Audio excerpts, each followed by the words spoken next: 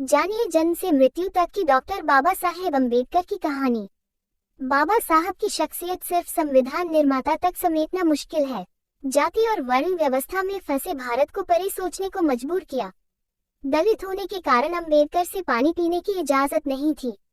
भारत को संविधान देने वाले महान नेता डॉ. भीमराव अम्बेडकर का जन्म 14 अप्रैल 1891 को मध्य प्रदेश के एक छोटे से गांव में हुआ था।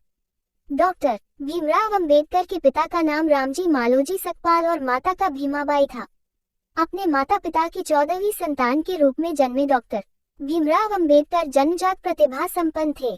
जब हमारे देश भारत में छुआछूत, भेदभाव, उच्च नीच जैसे अनेक सामाजिक कुरीतियां अपने चरम अवस्था पर थी, ऐसे में इन बुराइयों को दूर करने में भीमराव अम्बेडकर का अतुल्य योगदान माना जाता है, जिसके कारण भीमराव अम्बेडकर को दलितों का मसीहा भी कहा जाता है। भारत के संविधान में प्रमुख योगदान देने वाले डॉक्टर भीमराव अम्बेडकर को बाबा साहेब के नाम भी जाना जाता है।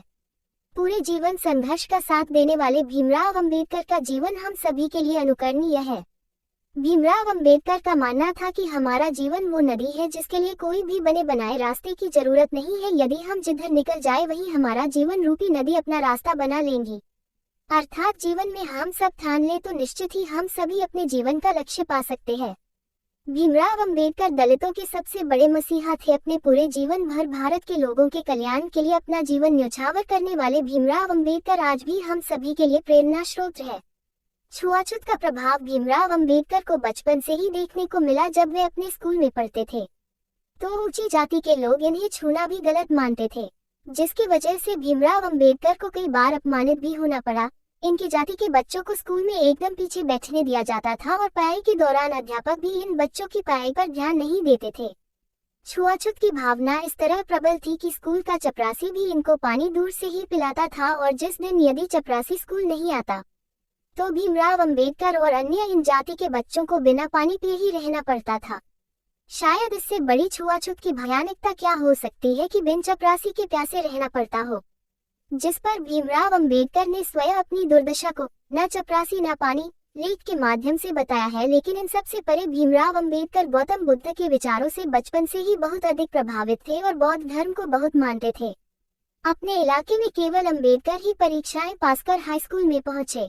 9वीं कक्षा के दौरान एक शिक्षक ने उनकी जाति दंश समझाते हुए उन्हें अम्बेडकर उपनाम अपनाने की सलाह दी। 15 साल की उम्र में उनकी शादी एक 9 साल की लड़की रमाबाई से कर दी गई। बॉम्बे यूनिवर्सिटी से 1913 में अम्बेडकर ने अर्थशास्त्र और राजनीति शास्त्र में डिग्री ली और कोलंबिया यूनिवर्सिटी से पोस्ट ग्रेजुएशन के लिए अमेरिका पहुंचे। भारत की आज़ादी के बाद 1947 में अम्बेडकर ने देश का पहला कानून मंत्री बनने का प्रस्ताव मान लिया। जीवन भर बौद्ध धर्म को करीब से देखने समझने वाले अम्बेडकर ने नागपुर में 1956 में इसे स्वीकार कर लिया। जाति प्रथा के दंश से दुखी होकर अम्बेडकर ने कहा था कि देश का भाग्य तब बदलेगा जब हिंदू मुस्लिम धर्म के दलित ऊंची जाति की राजनीति से मुक्त होंगे। संविधान सौंपते हुए उन्होंने अपने भाषण में कहा था कि हम सबसे अच्छा संविधान लिख सकते हैं, लेकिन उसकी कामयाबी आखिरकार उन लोगों पर निर्भर करेगी जो देश को चलाएंगे। 6 दिसंबर 1956 को उनकी मृत्यु हो गई थी।